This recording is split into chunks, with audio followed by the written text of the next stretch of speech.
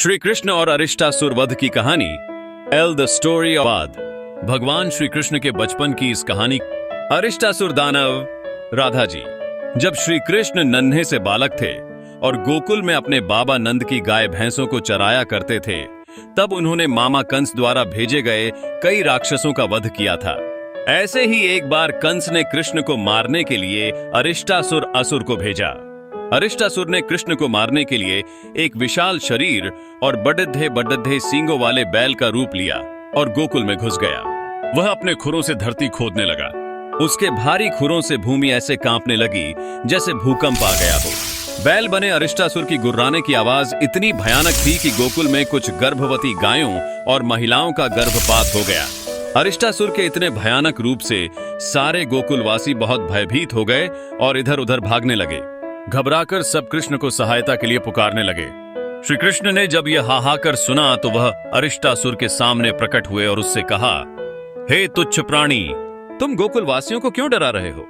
यदि तुम मेरे अधिकार को चुनौती देने आए हो तो मैं तुमसे लड़ने के लिए तैयार हूं। मैं कृष्ण की बातों से अरिष्टासुर बहुत क्रोधित हो गया। कृष्ण अपने एक मित्र के कंधे पर हाथ रखकर उसके सामने खड़े हो गए। अरिष्टासुर गुस्से में कृष्ण की ओर बढ़ा और अपने खुरों से पृथ्वी खोदते हुए उसने अपनी पूंछ उठाई तो ऐसा लगने लगा मानो उसकी पूंछ पर बादल मंडरा रहे हों। उसकी आंखें क्रोध से लाल हो गई थीं। उसने अपने सींगों को तानकर कृष्ण पर इंद्र के वज्र के समान प्रहार किया। कृष्ण ने अरिष्टासुर के सींग पकड़ लिए और उसे घुमाकर दूर फेंक दिया। असुर लद्दखद्दा कर गिर गया था, लेकिन फिर खड़ा हुआ। उसने पुनः श्री कृष्ण पर बड़ी शक्ति और क्रोध से आक्रमण किया। उसने जोर से सांस ली और अपने नथुने फुलाकर कृष्ण की ओर दौड़ने लगा। जैसे ही वह कृष्ण के पास पहुंचा, उन्होंने बड़े ही आसानी से फिर से उसके सींग पकड़ लिए और तुरंत उसे जमीन पर पटक दिया। ऐसा करते ही अरिष्टासुर के सींग टूट गए। अब कृष्ण ने उसके शरीर पर पैरों से ऐसे प्रहार शुरू कर दिया जैसे कोई मिट्टी को रौंदता है। अरिष्टासुर पीठ के बल लेटकर जोर जोर से अपने पैर हिलाने लगा। उसके मुंह से खून निकलने लगा और आंखें गोल गोल घूमने लगी।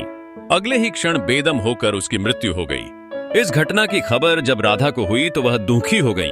उन्होंने कृष्ण से कहा कि उनसे गौ हत्या हुई है और यह घोर पाप है। गौ हत्या के पाप से मुक्ति के लिए सारे तीर्थों की यात्रा करनी पोड़ी डहती है, लेकिन श्री कृष्ण के लिए यह उस समय संभव नहीं था। तब श्री कृष्ण ने नारद मुनि से इसका उपाय पूछा। नारद मुनि ने श्री कृष्ण से कहा कि यदि वे सब तीर्थों को आदेश दें कि पानी के रूप में उनके पास आ जाएं, तो उस पानी से स्नान करके काम बन जाएगा। कृष्ण तो भगवान का अवतार थे, इसलिए उन्होंने सारे तीर्थों को ब्रज में बुलाया और अपनी बांसुरी से एक कुंड खोदा। फिर उसमें सबका पानी भर लिया। कुंड के पानी से स्नान करके कृष्ण का गोहत्या का पाप मिट गया। कहते हैं मथुरा से थोड़ी दूर अरिता नामक गांव में आज भी वह कुंड है जिसे श्री कृष्ण ने बनाया था।